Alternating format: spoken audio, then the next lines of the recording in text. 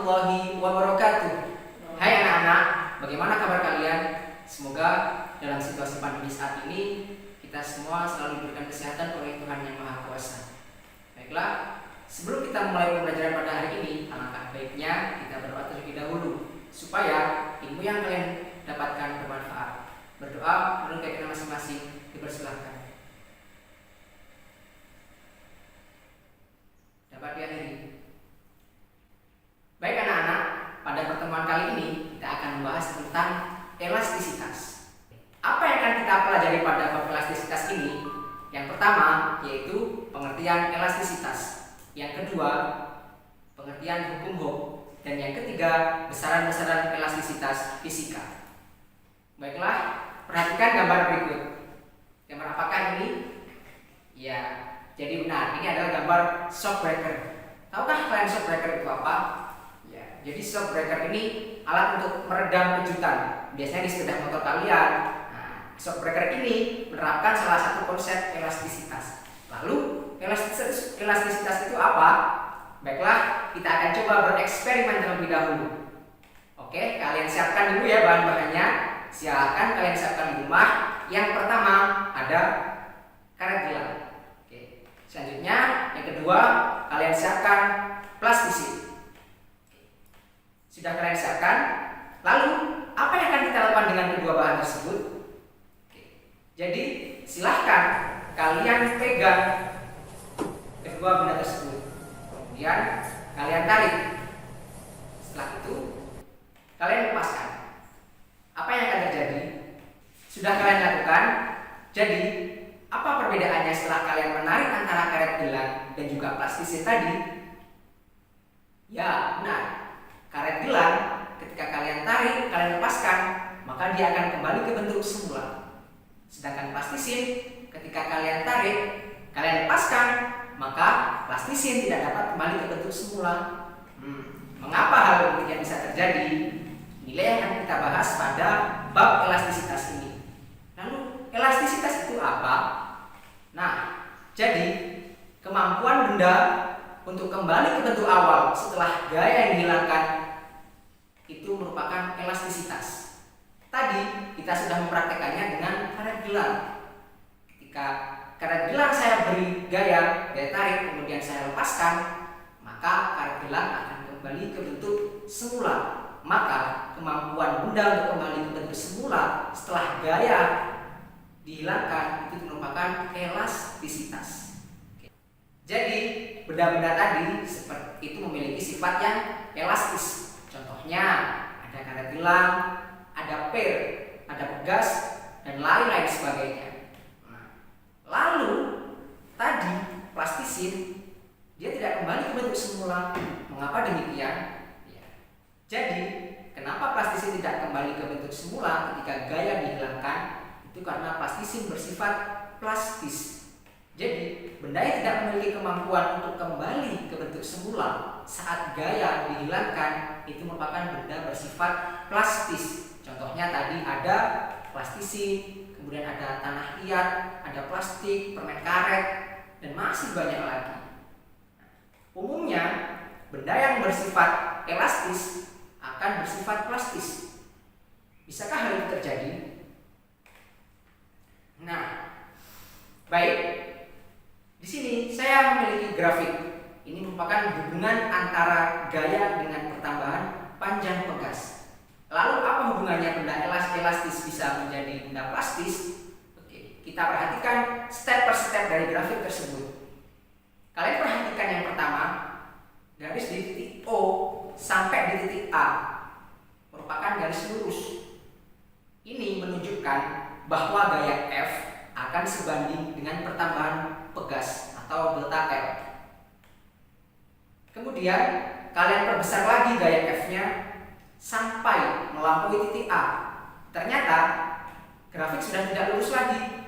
Nah, ini menandakan bahwa batas linearitas pegas sudah terlampaui. Kalian perbesar lagi, kalian tarik lagi gayanya, maka ketika akan melewati titik B, maka di titik itulah batas elastisitas terlampaui.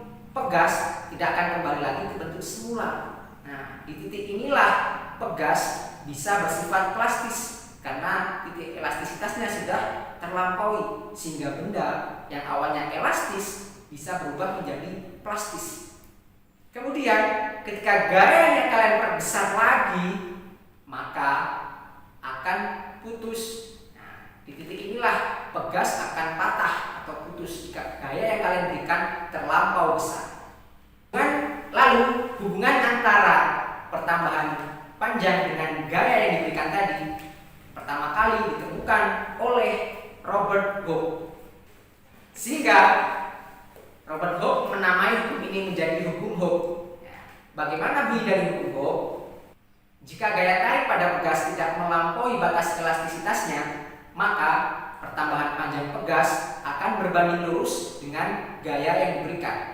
Jadi ketika kalian memberikan gaya terhadap suatu pegas, maka akan sebanding dengan pertambahan panjangnya. Itulah bunyi dari hukum Hooke. Lalu bagaimana persamaan dari hukum Hooke tersebut? Jadi persamaan hukum Hooke dapat kalian lihat. Jadi F sama dengan K kali delta L. Jadi apa itu F? F yaitu gaya tarik. Kemudian K itu merupakan konstanta pegas, dan juga delta L merupakan pertambahan panjang pegas. Dengan F satuannya Newton, K atau konstanta satuannya Newton per meter, dan juga delta L atau pertambahan panjang satuannya meter. Oke. Jadi mudah bukan hukum Hooke? Selanjutnya kita masuk ke besaran-besaran dalam elastisitas. Ada apa saja sih besaran-besaran dalam elastisitas? Oke. Yang pertama ada tegangan. Yang kedua ada regangan. Yang ketiga ada modulus elastis atau modulus Young. Lalu apa sih makna dari ketiganya?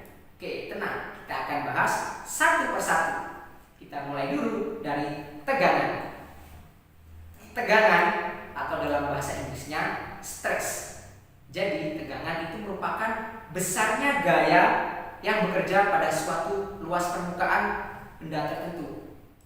Jadi gaya yang kalian kerjakan pada permukaan benda tiap satuan luas itu merupakan tegangan.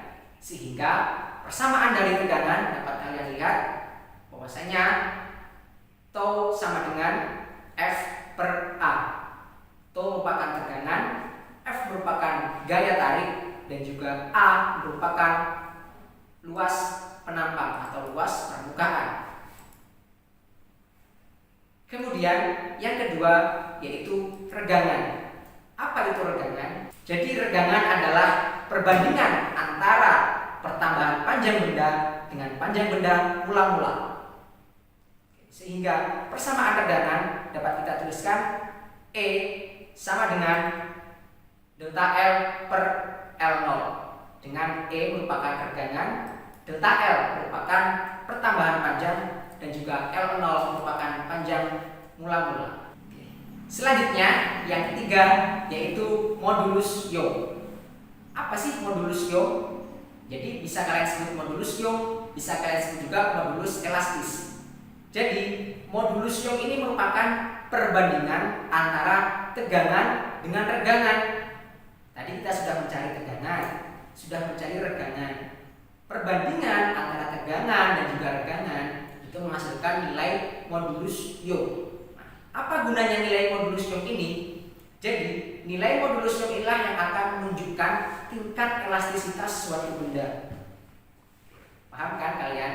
Jadi nilai modulus Young inilah yang menentukan tingkat elastisitas suatu benda. Lalu persamaan dari modulus Young gimana? Jadi persamaan dari modulus Young dapat kalian saksikan, dapat gambarkan dengan E besar. Jadi E sama dengan tau per E kecil. Tau tadi apa? Tegangan. E kecil apa? Regangan. Sehingga rumus dari modulus Young adalah tegangan per regangan. Satuan dari modulus Young yaitu Newton per meter kuadrat. Bagaimana? Mudah bukan? Nah, itu tadi yang kita pelajari di bab elastisitas. Tadi mulai dari pengertian elastisitas, hukum Hooke, dan juga besaran-besaran elastisitas fisika. Oke, saya harap kalian bisa mudah memahaminya. Baik anak-anak, untuk video pembelajaran kali ini cukup sampai sini saja. Semoga apa yang kita pelajari pada hari ini tentang pengertian elastisitas, hukum Hooke, dan juga besaran-besaran elastisitas fisika bisa bermanfaat.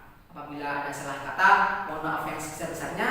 Sebelum mengakhiri video pembelajaran ini, marilah kita berdoa supaya ilmu yang kita dapatkan bermanfaat. Berdoa, persilahkan. Dapat diakhiri. Terima kasih dan sampai jumpa di video berikutnya. Wassalamualaikum warahmatullahi wabarakatuh.